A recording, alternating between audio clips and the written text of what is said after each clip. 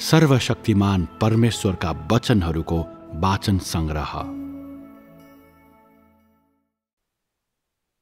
सम्पूर्ण ब्रह्माण्डको निम्ति परमेश्वरका वचनहरूका रहस्यहरूको अर्थ अनुवादहरू। अध्याय 28।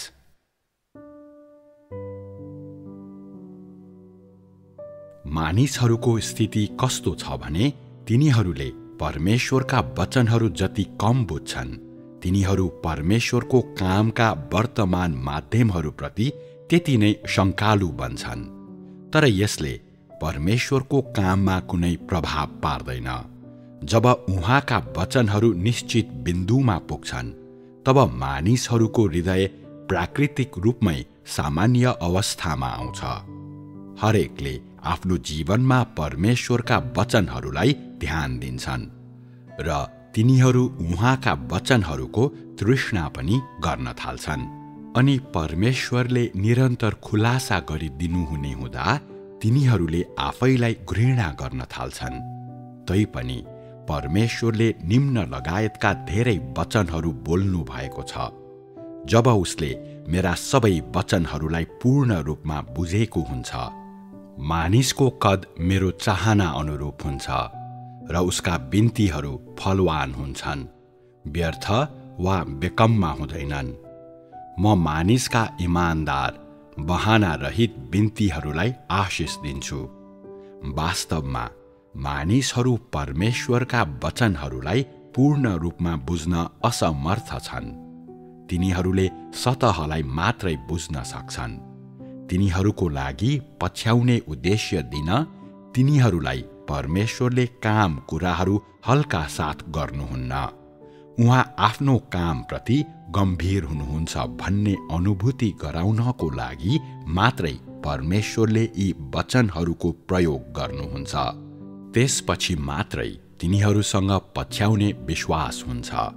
अनि सबै मानिसहरूले परमेश्वरको इच्छाको खातिर होइन, तिनीहरूको आफ्नै खातिर बिन्ती गर्ने हुनाले, तर परमेश्वर घरि एउटा घरि अर्को कुरा नगर्नुहुने हुनाले उहाँका वचनहरू सधैँ मानिसको प्रकृतिप्रति लक्षित छन्। आजका धेरै जसो मानिसहरूले बिन्ती गर्ने भए पनि तिनीहरू इमानदार छैनन्। यो सबै बहाना मात्रै हुन्। सबै मानिसहरूको स्थिति कस्तो छ भने तिनीहरूले मेरो मुखलाई प्रशस्तताको प्रतीक ठान्छन्। सबै मानिसहरूले मेरो मुखबाट केही न केही प्राप्त गर्ने चाहना गर्छन्, चाहे यो राज्यका रहस्यहरू होउन् वा स्वर्गका रहस्यहरू होउन् वा आत्मिक संसारका गतिशीलता होस् वा मानव जातिको गन्तव्य होस्। मानिसहरूले आफ्नो उत्सुकताको कारणले गर्दा यी सबै कुराहरूको खोजी गर्न इच्छुक छन् र परमेश्वरका वचनहरूबाट प्राप्त जीवनको बन्दोबस्तबाट केही पनि प्राप्त गर्न चाहँदैनन्। तसर्थ परमेश्वर भन्नुहुन्छ, मानिसमा धेरै कुराको कमी छ। उसलाई पोषण पूरकहरूको मात्र आवश्यकता छैन, तर त्योभन्दा पनि बढी उसलाई मानसिक साथ र आत्मिक आपूर्ति चाहिन्छ। मानिसहरूमा भएका धारणाहरूको कारणले नै आजको नकारात्मकता ल्याएको हो र तिनीहरूको सामन्ती भौतिक आँखाहरूको कारणले गर्दा नै तिनीहरूले भन्ने र गर्ने कुरामा कुनै जोश छैन र तिनीहरू सबै कुरामा झारा तिरुवा र लापरवाह छन्। के यी मानिसहरूको अवस्था होइनन् र?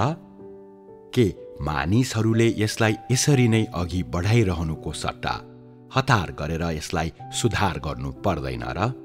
भविष्यलाई जानेर त्यसले मानिसको लागि के फाइदा गर्छ र?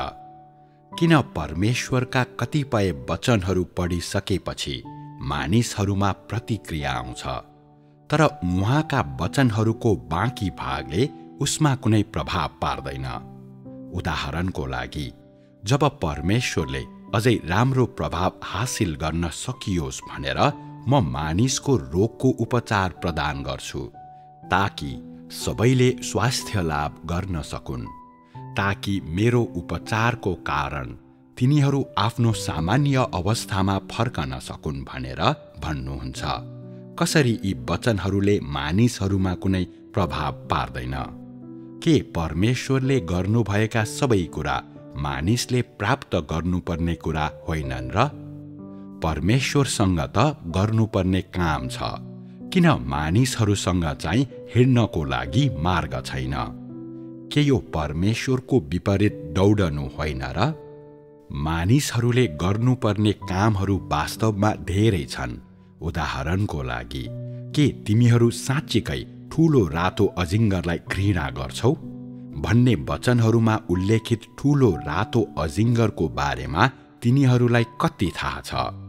मैले किन तिमीहरूलाई धेरै पटक सोधेको छु भन्ने परमेश्वरका वचनहरूले के देखाउँछन् भने मानिसहरू अझै पनि ठूलो रातो अजिङ्गरको प्रकृतिको बारेमा अनजान छन् र तिनीहरू यसको बारेमा गहिराईमा जान असमर्थ छन्।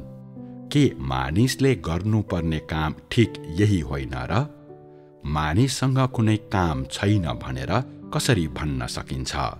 यदि त्यसो भएको भए त परमेश्वरको देह धारणको महत्व के हुने थियो र?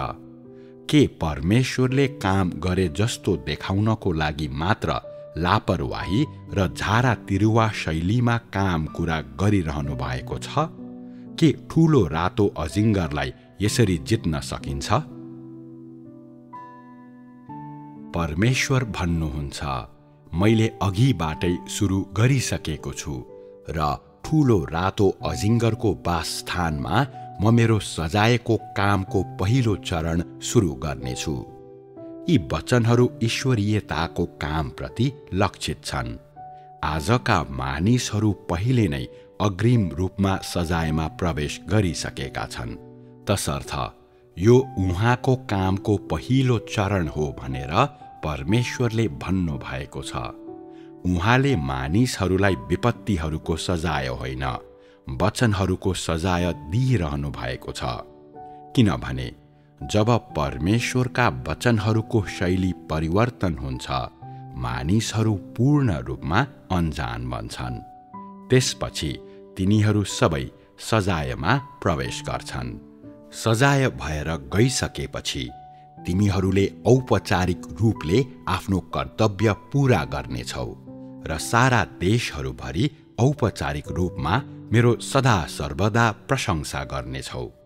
परमेश्वरको कामका चरणहरू यिनै हुन्। यी उहाँको योजना हुन्। यसको साथै परमेश्वरका यी मानिसहरूले ठूलो रातो अजिङ्गरलाई सजाय दिने तरिकाहरूलाई व्यक्तिगत रूपमा नै देख्नेछन्। त्यसकारण तिनीहरूभन्दा बाहिर अर्थात् तिनीहरू वरिपरिको संसारमा महाविपत्ति औपचारिक रूपमा सुरु हुन्छ। परमेश्वरले मानिसहरूलाई मुक्ति दिनुहुने एउटा माध्यम यही हो। आन्तरिक रूपमा तिनीहरूलाई सजाय दिइन्छ र बाहिरी रूपमा महाविपत्ति ओइरिन्छन्। भन्नुको अर्थ परमेश्वरका वचनहरू पूरा हुन्छन्। यसर्थ मानिसहरू महाविपत्ति हुँदै जानुभन्दा सजाय हुँदै जान रुचाउँछन् र यही कारणले गर्दा तिनीहरू रहिरहन्छन्। एकतर्फ यो परमेश्वरको काम आइपुगेको बिन्दु हो, अर्कोतर्फ मानिसहरू सबैले परमेश्वरको स्वभावलाई जान्न सकुन् भनेर यसो गरिन्छ। तसर्थ परमेश्वर भन्नुहुन्छ, मेरा मानिसहरूले ममा त्यस बेला धेरै आनन्द पाउनेछन् जब त्यो ठूलो रातो अजिङ्गरलाई सजाय दिइन्छ। ठूलो रातो अजिङ्गरका मानिसहरूलाई मेरो योजना अनुसार खडा गरिन्छ र त्यसको विरुद्ध विद्रोह गर्न लगाइन्छ र यही विधिद्वारा म मेरा मानिसहरूलाई सिद्ध बनाउँछु र यो मेरा सबै मानिसहरूका निम्ति जीवनमा वृद्धि हुने एउटा ठूलो मौका हो। परमेश्वरले यी वचनहरू बोल्नु भए पनि किन यी वचनले मानिसहरूको ध्यान खिच्दैनन्? राष्ट्रहरू ठूलो भताभुङ्गताको अवस्थामा रहेका छन्, किनभने परमेश्वरको डण्डाले पृथ्वीमा आफ्नो भूमिका खेल्न सुरु गरेको छ। पृथ्वीको स्थितिमा परमेश्वरको कामलाई देख्न सकिन्छ जब परमेश्वरले पानीहरू गर्जनेछ, पहाडहरू ढल्नेछन्, ठुल्ठुला नदीहरू भङ्गालिनेछन् भनेर भन्नुहुन्छ, तब त्यो पृथ्वीमा उक्त डण्डाको प्रारम्भिक काम हो, जसको परिणाम स्वरूप पृथ्वीका सबै परिवार भत्कनेछन् र पृथ्वीका सबै जातिलाई च्यातेर टुक्रा टुक्रा पारिनेछ। पति र पत्नी बीच पुनर्मिलनको दिन हुने छैन। आमा र छोरा फेरि कहिल्यै भेट्ने छैनन्, फेरि कहिल्यै बाबु र छोरीको भेट हुने छैन। पृथ्वीमा जे हुने गर्थे ती सबैलाई म नष्ट पार्नेछु।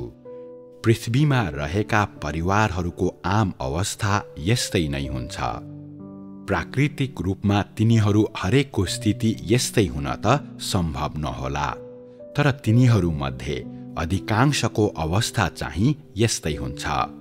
अर्कोतर्फ यसले यो धारका मानिसहरूले भविष्यमा भोग्ने परिस्थितिहरूको बारेमा पनि उल्लेख गरिरहेको छ।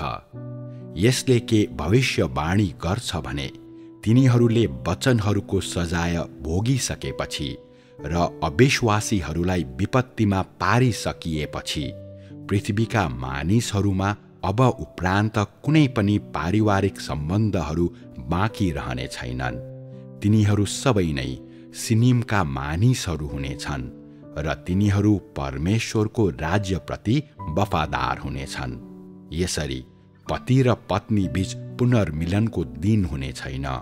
आमा र छोरा फेरि कहिल्यै भेट्ने छैनन्, फेरि कहिल्यै बाबु र छोरीको भेट हुने छैन। अनि यसरी पृथ्वीका मानिसहरूका परिवारहरूलाई टुक्रा टुक्रा र चकनाचुर पारिनेछ र यो परमेश्वरले मानिसमाथि गर्नुहुने अन्तिम काम हुनेछ। अनि परमेश्वरले यो कामलाई ब्रह्माण्डभरि नै फैलाउनु हुने भएकोले उहाँले मानिसहरूलाई भावना भन्ने शब्दको अर्थ स्पष्ट पार्न यो अवसरको प्रयोग गर्नुहुनेछ। यसरी तिनीहरूलाई परमेश्वरको इच्छा भनेको सबै मानिसहरूका परिवारहरूलाई टुक्रा टुक्रा पार्नु हो भन्ने देखाउनु हुनेछ र परमेश्वरले पारिवारिक विवादहरू समाधान गर्नलाई सजायको प्रयोग गर्नुहुन्छ भनी देखाउनु हुनेछ।